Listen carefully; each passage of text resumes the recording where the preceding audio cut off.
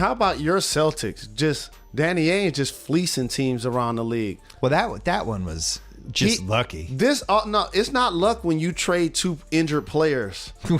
Right. They traded down so that Philly could get Fultz, got Tatum, and Fultz is basically now being redshirted with a broken jump shot. What do you think is going on with that? I am hearing that what happened in his situation is initially he got drafted, number 1 pick, and a trainer of his, not necessarily a team employee, was adjusting and or working with his jump shot, and now it became what you see now. Have you ever seen anything like this in all your years of basketball? I have not. You have not? No. Bill, he got picked number 1. I ain't about to change my jumper.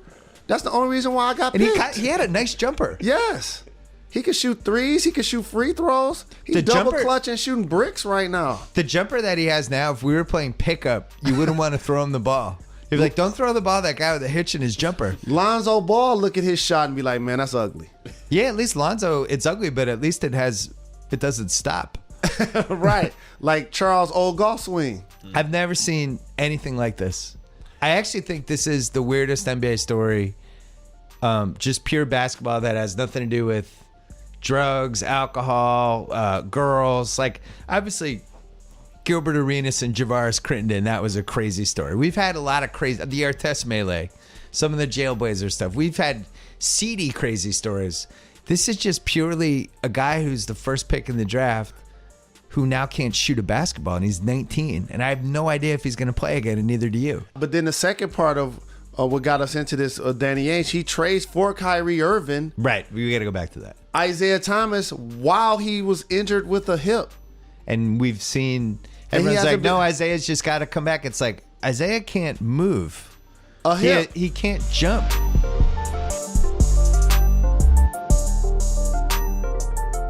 You had seemed like a pretty nice conversation with Kyrie post-game. Is that as fun a point guard duel as you've had in a long time with somebody? I don't know, but you just know what he's about. He's an amazing player.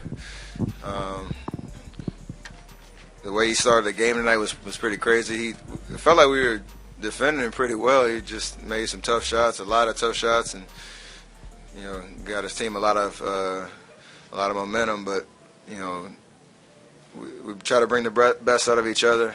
And tonight was kind of one of those nights, and just a fun way to play. Obviously, we want to try to slow him down a little bit next time, but it was fun. Coach talked about it before the game, like this is a big game because if you show up and play a mediocre game, you're gonna get exposed, you're gonna get beat. So we took that challenge on.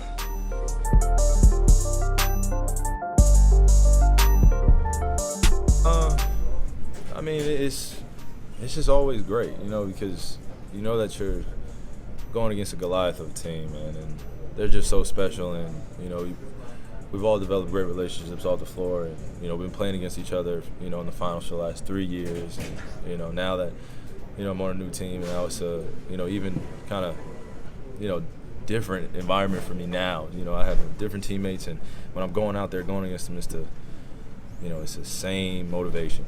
You want to beat them, and that's what I try to echo to my team, and I know they feel the same way. To be considered the best, you got to beat the best, and that's just what we try to do. Do you think Clay is a bit under?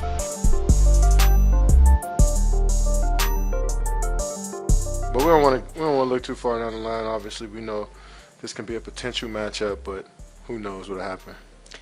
49 for Steph, I think 37 for Kyrie. What'd you like about just that point guard shootout tonight? Man, you just got to sit back and enjoy the show. You know what I'm saying? Once they got it going, you got to get out the way, man. And,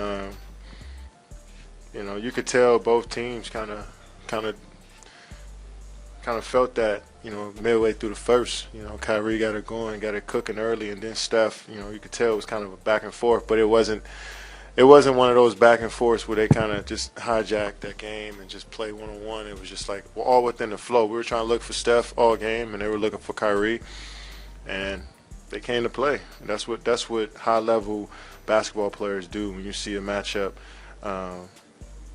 that is going to bring the best out of you. You come out there with your best, and those two guys showed a lot tonight.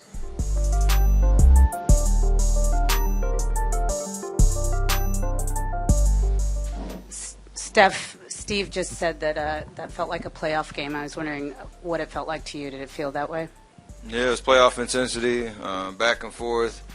No, besides that first probably 8-10 minutes, nobody could really get any separation. So, I would say a defensive battle pretty much the whole game, and guys making plays all over the court. So it was a fun game. It was intense. It was hard fought for all 48 minutes. So that is kind of what you expect in the playoffs for sure. Just how good is Boston? You've played him twice now. You might play him again later this season. I'm not answering that. I got in trouble last time I answered that how question. good Boston is? About going back to Boston in the summer. I heard it's nice. But they're a great team, and they're going to be a tough out in the East no matter who they play. So it was great to kind of get in that battle with them, understand what it takes to kind of win that game and grind it out, even if as a team we're not shooting the ball very well.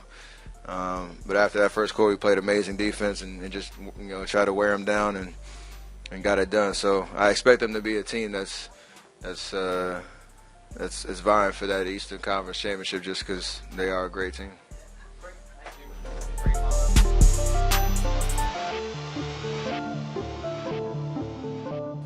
Steph, you said you and Kyrie bring out the best in each other at times.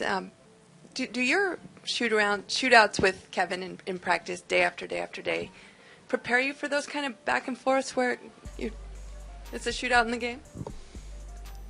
It's different mentalities. Like obviously, I'm not playing defense on KD while we're shooting or whatnot. Or those are just I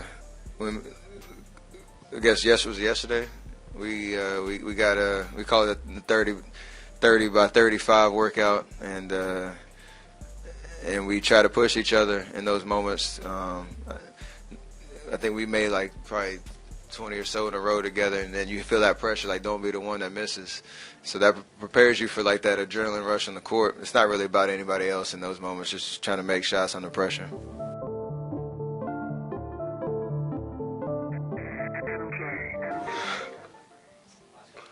You've obviously seen Steph have nights like this many times, but every time he goes off like this, is it the same level of excitement? Like it never gets old, right? Does it kind of feel new every time still? I wouldn't necessarily say new, but it's still exciting. You see some of the shots that he makes. And tonight, I don't even think there was many crazy ones. Like we've seen him go off, and there's like some bombs from half court, and between the legs, crossover, behind the back, step back, falling away, three that hits nothing but net. Like, we've all seen that. I didn't think it was much of that. He just kind of took what the defense gave him. So, I've seen, obviously 49 is 49, but I've seen crazier. And so, unfortunately for him, I'm not that impressed by what he did tonight.